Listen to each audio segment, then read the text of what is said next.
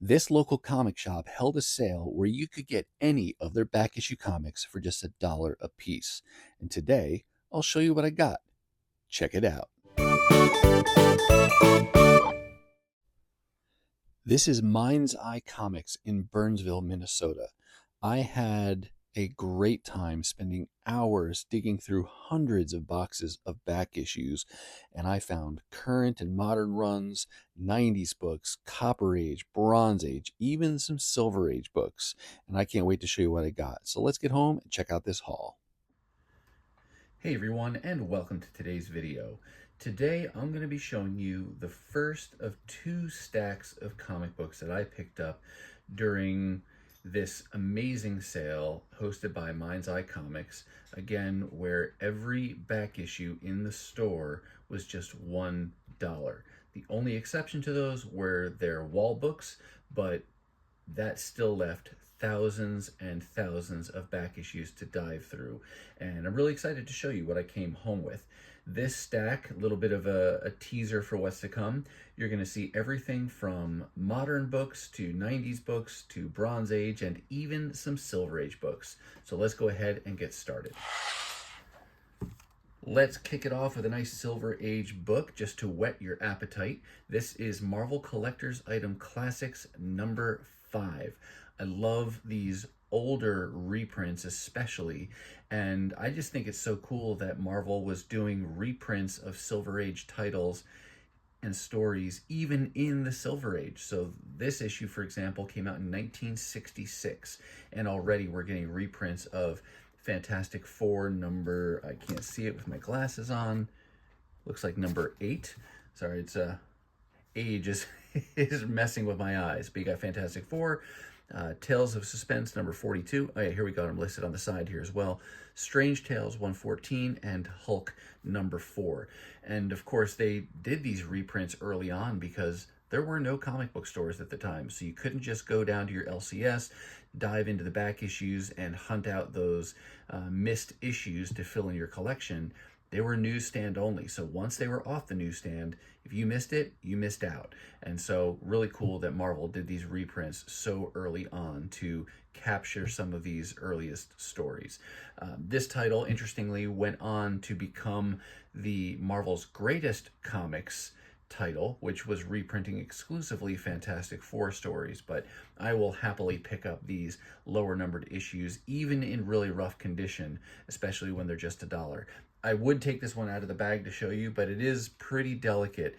In fact, the front cover is separated down to about here. You can see the rip that goes up to the spine there, and then it is disconnected. But I just think it's so cool to have one of these old books like this.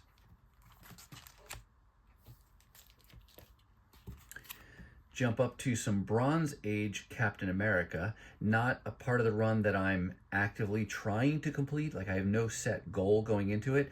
I'm just happy to find Bronze Age Captain America issues, and I'll pick them up when they're in decent condition and so cheap like this. So I picked up issue number 181, and then I got also issue number 207. This is an upgrade to my previous copy of this book that I found also for cheap as some other sale, but this is a definite upgrade.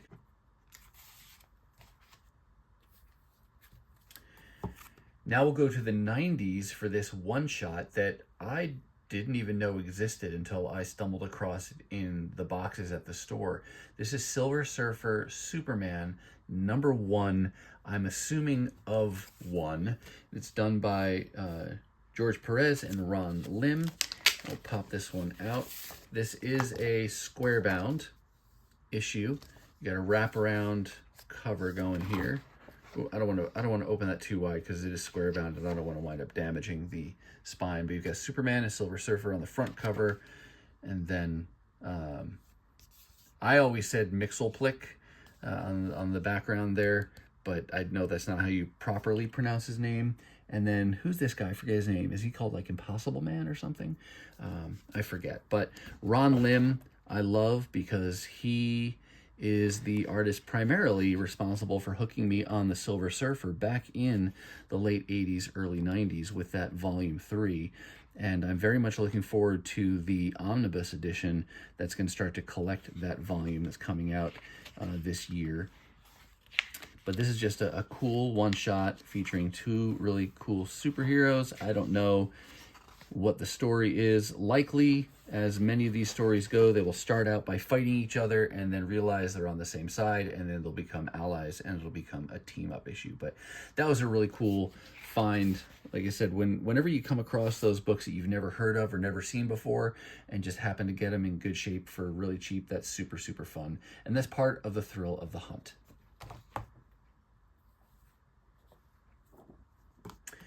Here's an even newer issue, one of the newest issues I got, maybe not quite the newest, but one of them. This is from the team-up series of Superman and Batman that ran for 87 issues, and I'm trying to collect these in order as much as possible, but I can't resist getting one of the bookend issues when I can find it. And so this now rounds out the kind of the highest number issue that I needed to complete this series. The series consists of various creative teams that worked together throughout the run, and you get little blocks of stories that each creative team tells. So that kind of makes it fun for collecting purposes, because then, and easier for collecting purposes, because you can really easily read it piecemeal as you go. So once you complete a story arc, you can read that one and then move on to the next. And I don't know that there's necessarily a ton of connection between those individual stories, but I grabbed this one, like I said, because it is the final issue in the series. I'd never seen it before, but now I'm really happy to get the bookend, and now there's still a bunch more issues to go, but I'll continue to chip away and fill these in as I can. Nothing significant about this book, but I was very happy to find it. I didn't have any of the issues from this series until a few years ago. I found, I want to say, 18 of the 20 issues from this volume in a quarter sale. So I got, what is that, $4.50. For $4.50, I got 18 of the 20 issues from this series. It was a great series to read. Phil Noto doing most of the art on this, and I really enjoy his art style. And I had issues 1 to 18, and then I was missing 19 and 20. At some point along the way, I did find issue 19, but number 20 I have not been able to find until finally at this sale they had it. Now, on the one hand, that was fine not to have issue 20, and really issue 19 was kind of like an appendix issue or an add-on issue anyway, because the main story arc that goes on in this title is contained in the first 18 issues. Then issues 19 and 20 are kind of titled The Last Days of Black Widow, and that's because these were the issues that were leading up to the 2015 Secret Wars event. And so issues 19 and 20 were really more geared towards leading into that, and so you didn't necessarily need them to complete the main story arc from this volume. But of course, the completionist in me wanted to have all the issues, and now finally I can breathe a sigh of relief and know that I have completed that volume. As a huge Transformers fan, I was very excited to come across several issues, a few issues of Transformers that I needed for my collection. Not the issues per se, but the variants. I've said this before in other videos that I've got pretty much everything from the IDW era. I'm not going to say with 100% certainty that I have everything. I'm sure there's a few things here and there that I'm missing. But for the most part, I've got a complete run of the IDW series. But there are so many variants that I always keep my eyes peeled for, and I will continue to add those to my collection to ultimately build it out to be as complete as possible. And this sale allowed me to add 3 issues to that checklist, so to speak. This is issue number 6 from the first limited series that was done by IDW that was titled Infiltration, that had a 0 issue and then a 1 through 6. This is the C cover to issue 6. And then the second limited series was titled Escalation, and this is the A cover to issue number 4. And then lastly, we've got this number 1 issue from when Transformers finally kicked off into an ongoing series. And I think it ran for like 30 issues, that first ongoing, and then it kind of split up. There were multiple titles and things like that. This is not a wraparound, but there is an ad for Ghostbusters on the back. But this is the Don Figueroa. I want to say it's the... Oh, it's the B cover. I was going to say the A cover, but it's the B cover. And this was the time when the first movie, the Bayverse, kind of was kicking off in 2007. And so in the comics, the character designs, they tried to kind of mimic a little bit more the style that was going on in the movies. I am not a fan of the live action movies at all, and so I was not a fan of this style. Fortunately, it didn't stick around for terribly long. It did evolve and go back to a more traditional look for the characters. But I got to give credit where credit's due, that franchise did a lot to keep Transformers in the spotlight for a whole new generation. And while overall I didn't like the Bayverse of movies, I did like the first movie, and I remember seeing that on opening night with a whole entourage of people that wanted to see it with me, and I was on the edge of my seat from start to finish, and that was just super intense, and loved seeing some of my favorite characters of all time portrayed on the big screen in live action format. So I can't poo-poo that too much there. I got to give credit for that, and I did appreciate that one. But kind of after that, it was really kind of all downhill. But it did do a service to the franchise overall. But there you go. Long background and explanation there, but there's Transformers #1 B cover. Now we'll jump over to Thor, one of my favorite Marvel characters. And I guess you could say I'm working on a pretty full catalog of trying to get all the Thor titles and runs and issues. I'm doing that kind of in a mixture of single issue format, but also omnibus format. And this volume that I found some issues from are from the Heroes Return era of things. So late 90s, started off where it was being written by Dan Jurgens and art was provided by John Romita Jr. Dan Jurgens continued to write after Romita left the title, and we had a few issues done by Eric Larson. We had one of the Kuberts doing some pencils. Did Stuart Immonen do some things in here? But there were some various artists, and I have all the JRJR portion of this run, and now I'm continuing to work my way through the volume, as it often happens. I set my sights on one particular creative run of a title, and then once I'm done with that, I want to keep going. And so that's what these issues represent. Here's issue number 26, 27, 28, Eric Larson doing the pencils here, and then 29. And this is one done by is that Andy Kubert? Let's see. I was gonna see if that was it's a gatefold cover, but it's not a full image. It's just advertisements. But these are in really nice shape, and these were not bagged or boarded, so it's really impressive that these are in such pristine condition. I don't think I mentioned this earlier, but what the inventory for this sale largely represents is storage units worth of long boxes of back issues that have been in the inventory of this store for years and years. And the spaces they had were small, or maybe they just didn't have the sales to work through them, but for whatever reason, these were sitting in storage for decades. And when I was going through the boxes, there were multiple instances where you come across very large runs from an individual title, and there would be multiple copies of each issue just because those issues were originally new in the store, and then they eventually became backstock and they were overflow and then went into storage.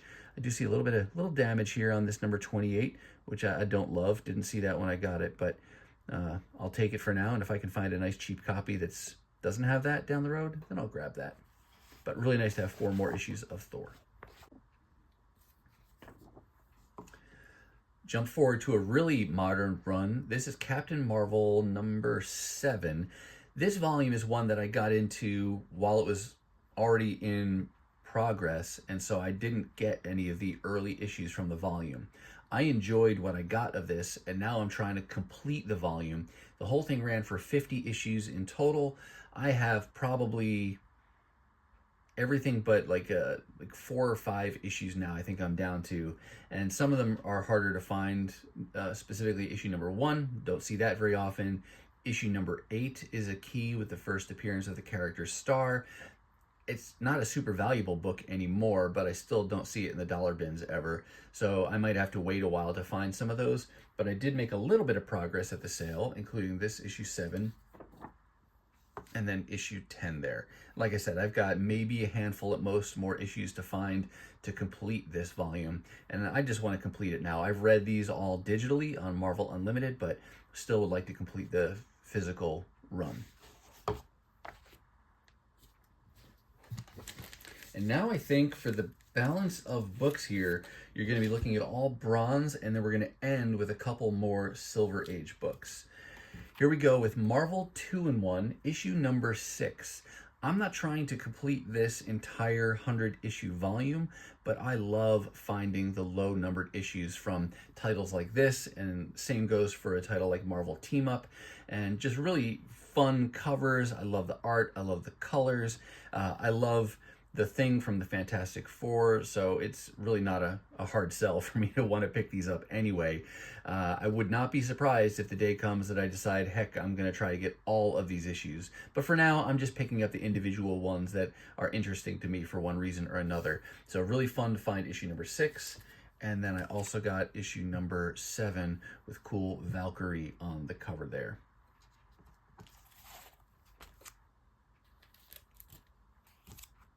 I've mentioned before, this first volume of Ms. Marvel is one I'm trying to complete. It ran for 23 issues in total, and here's number 22, so the penultimate issue. Don't worry, this DVD sticker here, so some DVD store was selling this at one point, that is on the plastic bag, not on the comic book, so no harm there on the book, but really nice to find one more Bronze Age issue from this title that I'm working on.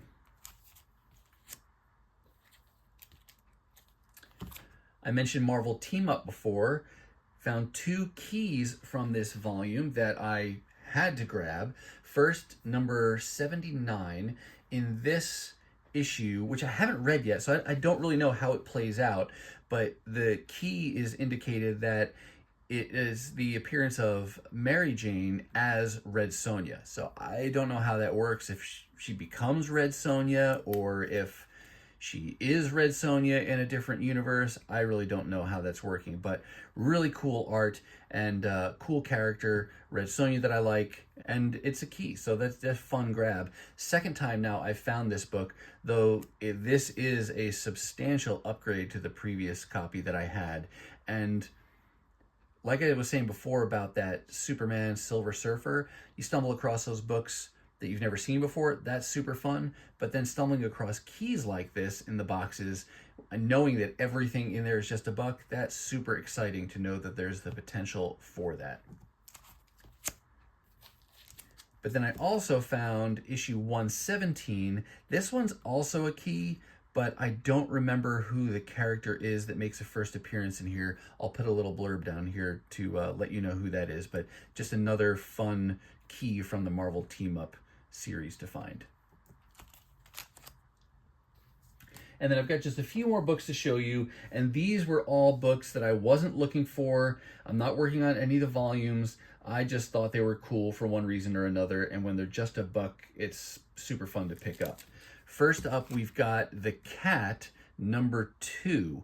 Number 1 would be a really cool find, but this is the number 2 issue, and it's a early Bronze Age title. I think this is 1972, and just I love the colors in her costume and on the cover here, just a great cover, and so I was definitely going to grab that, even though I'm not working on any of the other parts of this volume. Just a fun thing to pick up when you stumble across it like that.